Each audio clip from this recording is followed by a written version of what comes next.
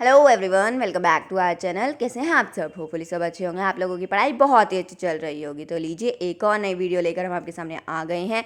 जैसे कि हम लोगों ने इकोनॉमिक्स के important questions and topics discuss कर लिए हैं कि कौन कौन से टॉपिक्स हैं बोर्ड पॉइंट ऑफ व्यू से बहुत इंपॉर्टेंट है, वो आपने बहुत अच्छे से करके जाने हैं। अगर वो वीडियो किसी ने ना देखी हो तो डिस्क्रिप्शन में लिंक डाल देंगे, वहाँ से चेकआउट कर लेना। आज हम आपके लिए लेकर आए हैं बिजनेस स्टडीज़ के इंपॉर्टेंट क्वेश्चंस, इंपॉर्टेंट टॉपिक्स जो आपको बहुत बहुत अच्छे से करके जाने अपने एग्जाम के लिए। तो आइए डिस्कस करते हैं इनसे। लेकिन स्टार्ट करने से पहले आप लोगों से एक छोटी सी रिक्वेस्ट है कि अगर अब तक चैनल को सब्सक्राइब नहीं किया है तो जल्दी से जल्दी चैनल को सब्सक्राइब कर लेना। इसमें आपका ही फ़ायदा होगा, क्योंकि ऐसी बहुत सारी वीडियोज़ आप जल्दी से जल्दी देख पाएंगे। और साथ ही साथ बेल आइकन भी ऑन कर लेना, जिससे कि हम कोई भी वीडियो डालते हैं तो आप तक नोटिफिकेशन आ जाएगा और आप जल्दी से जल्दी हमारी वीडियोज़ तक पहुँच पाएंगे। और अपने दोस्तों के साथ भी इस वीडियो को ज़रूर शेयर करना। तो आइए अपना आज का सेशन स्टार्ट करते हैं। Let's get started. Business studies में जो सबसे पहला चैप्टर आ रहा है आपका टर्म 2 में, वो आ रहा है स्टाफिंग। स्टाफिंग में आपने कौन कौन से टॉपिक बहुत अच्छे से करके जाने हैं, किस टॉपिक में से केस स्टडी बन सकती है, क्या केस स्टडी बन सकती है, ये सब आज मैं आपको बताऊंगी, इसलिए वीडियो को एंड तक देखना। देखिए, पहला टॉपिक है सोर्सेज ऑफ रिक्रूटमेंट। इस टॉपिक को बहुत अच्छे से कर लेना। इस पर केस स्टडीज़ भी बन सकती है और डायरेक्ट क्वेश्चन भी आ सकता है। केस स्टडी बन सकती है कि आपको सिचुएशन दे दी जाएगी और आपको बताना है कि ये कौन से सोर्स ऑफ रिक्रूटमेंट है। इंटरनल है तो इंटरनल में कौन सा है, या एक्सटर्नल सोर्स है तो एक्सटर्नल में कौन सा सोर्स है ये। तो इस टॉपिक को अच्छे से कर लेना। एंड नेक्स्ट है स्टाफिंग प्रोसेस। मोस्टली ये डायरेक्ट ही क्वेश्चन आता है आपके एग्जाम में। नेक्स्ट है सिलेक्शन प्रोसेस। सिलेक्शन प्रोसेस पे आपको केस स्टडी बन सकती है, तो सिलेक्शन प्रोसेस को बहुत अच्छे से करना। और सिलेक्शन प्रोसेस में ही टाइप्स ऑफ सिलेक्शन टेस्ट आते हैं, इसको तो बहुत ही अच्छे से कर लेना। इस पर तो केस स्टडी आती ही आती है, इसलिए टाइप्स ऑफ सिलेक्शन टेस्ट बहुत अच्छे से करके जाना है। इस पर केस स्टडी बन जाती है आपकी। और जो आपने डिफरेंस करना है वो करना है ट्रेनिंग एंड डेवलपमेंट में। डिफरेंस जरूर कर लेना। ट्रेनिंग और डेवलपमेंट के बारे में आपको पता होना चाहिए। और मैंने आपको इकोनॉमिक्स की वीडियो में भी बताया था कि जब भी डिफरेंस अटेम्प्ट करें तो वो टेबल की फॉर्म में करें, ज़्यादा अच्छा लगता है, ज़्यादा प्रेजेंटेबल लगता है। और अपने पेपर को बहुत अच्छे से प्रेजेंट करके आना, क्योंकि आप लोगों का पेपर क्या है, रिटन पेपर है। और बिजनेस स्टडीज़ में जितने भी क्वेश्चन हो सकते हैं वो अटेम्प्ट करते टाइम ध्यान रखिए कि फ्लो चार्ट शो कर दीजिए। और ज़्यादा से ज़्यादा हो सकता है तो पॉइंट्स में शो करिए, अपने आंसर्स को पॉइंट्स में लिखिए, हेडिंग के साथ लिखिए, तो वो ज़्यादा अट्रैक्टिव बना देता है आपकी आंसर शीट को। क्योंकि आपको पता है रिटन एग्जाम में आपकी आंसर शीट प्रेजेंटेबल होनी चाहिए, तब आपको मार्क्स अच्छे मिल पाएंगे।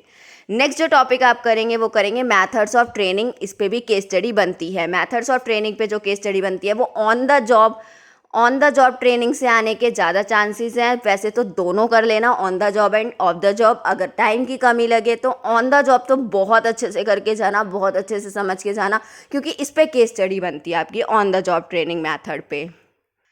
नेक्स्ट चैप्टर है आपका डायरेक्टिंग। डायरेक्टिंग में आप लीडरशिप स्टाइल अच्छे से करके जाना है। इस पे केस स्टडी बनती है। आपको सिचुएशन दे दी जाएगी और पूछा जाएगा बताइए ये लीडरशिप का कौन सा स्टाइल है। तो आप उसे आइडेंटिफाई करेंगे, ऑटोक्रेटिक है या फिर डेमोक्रेटिक है या फिर लीजर फेयर है। इसलिए आपको लीडरशिप स्टाइल्स के बारे में बहुत अच्छे से पता होना चाहिए। इस पर केस स्टडी आती है, इंपॉर्टेंट है ये। और नेक्स्ट है Maslow's need hierarchy theory of motivation. ये भी इंपॉर्टेंट है, ये डायरेक्ट क्वेश्चन ही बन जाता है आपका। नेक्स्ट है फॉर्मल वर्सेस इनफॉर्मल कम्युनिकेशन। इसके बीच में डिफरेंस भी इंपॉर्टेंट है। तो ये 3 क्वेश्चन बहुत इंपॉर्टेंट है। अगर एक आधा क्वेश्चन और करना चाहो तो इंपॉर्टेंस ऑफ डायरेक्टिंग और जरूर देख लेना। तो एक चैप्टर में से 4 क्वेश्चन तो आप अच्छे से कर ही सकते हैं। अगर आपके पास टाइम बचता है तो इंपॉर्टेंस ऑफ डायरेक्टिंग भी देख लेना एक बारी। तो ये आपके इंपॉर्टेंट क्वेश्चन हैं डायरेक्टिंग चैप्टर के। कंट्रोलिंग चैप्टर के इंपॉर्टेंट क्वेश्चन डिस्कस करते हैं। उम्मीद करते हैं कि आप लोगों ने इसी बीच में हमारे चैनल को सब्सक्राइब कर लिया होगा और वीडियो को लाइक भी कर दिया होगा।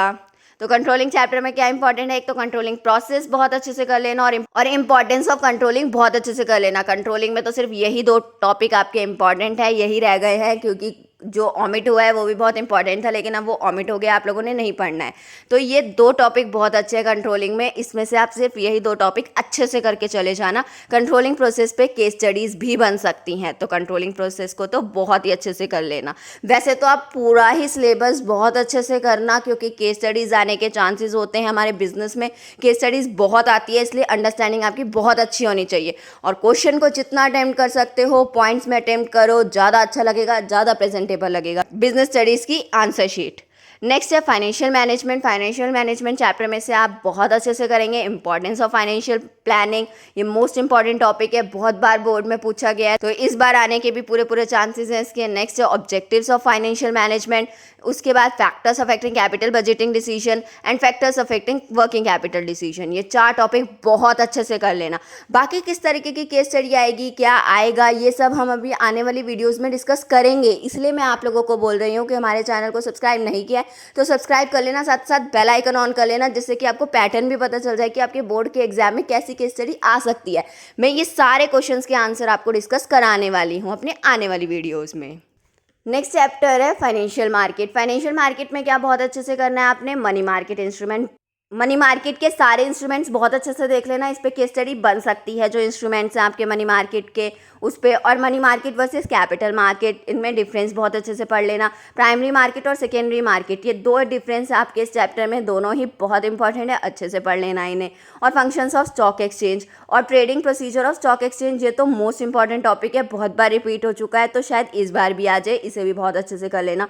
और फंक्शंस ऑफ सेबी, सेबी भी बहुत अच्छे से पढ़ लेना। ये फाइनेंशियल मार्केट में से आप करके जाएंगे अच्छे से। नेक्स्ट है कंज्यूमर प्रोटेक्शन। कंज्यूमर प्रोटेक्शन में से आपने क्या क्या करना है, एक तो rights and responsibilities of a consumer अच्छे से करना है, इस पर तो डायरेक्ट क्वेश्चन भी बन जाता है और केस स्टडी भी बन जाती है। और क्या क्या रेमेडीज़ और रिलीफ दिया जाता है कंज्यूमर को, ये भी बहुत अच्छे से कर लेना। Remedies and relief available to a consumer, इस पर भी केस स्टडी बन जाती है। और 3 टायर रिड्रेसल मशीनरी, ये तो लगा लो, ये तो मोस्ट इंपॉर्टेंट टॉपिक है, तो 3 टायर रिड्रेसल मशीनरी पे केस स्टडी बन जाती है। ये कंसेप्ट तो आपको बहुत अच्छे से क्लियर होना चाहिए, ये टॉपिक तो बहुत अच्छे से कर लेना। तो ये कुछ इंपॉर्टेंट क्वेश्चंस थे जो कि आपके एग्जाम में आने के पूरे पूरे चांसेस हैं। बाकी आने वाली वीडियोस में हम सब कुछ डिस्कस करेंगे, किस तरीके की केस स्टडीज़ बन सकती है, क्या क्या इंपॉर्टेंट क्वेश्चंस हैं विद सॉल्यूशन, सब आपके लिए लेकर आएंगे। और इसी तरीके से हमारे साथ जुड़े रहना और हमेशा खुश रहना और इसी तरीके से पढ़ते रहना। Thank you so much.